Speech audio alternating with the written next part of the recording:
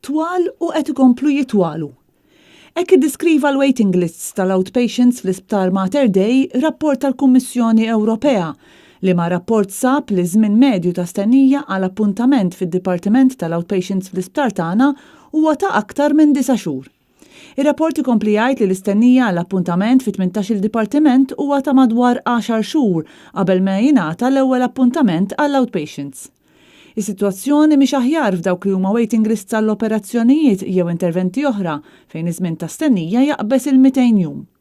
Dan kollu jikkuntrasta bil-goff fil-ħafna wedid li kien għamel Muscat 7 snin ilu meta kien fl-oppożizzjoni. Għalhekk qed nipproponi li l-guideline tagħna tkun sptar fejn tinqeda aħjar u fil-ħin. Dan ir-rapport jasal wara li fl-aħħar ġimgħat l-isptar iffaċċja kriżi li ssarfet fil-ħolqien ta' wards ġodda f'kurituri, b'sodod bil-pazjenti imissu ma' xulxin u b'nuqqas ta' faċilitajiet privati, sitwazzjoni li ma għenet xejn fit-trażżin ta' tixrid ta' mart u infezzjonijiet. Ir-rapport isemmi wkoll il-fatt li ħafna jażlu li jmorru għand speċjalisti privati qabel ma jmorru l-isptar biex bekk iħaffu l-proċess tagħhom.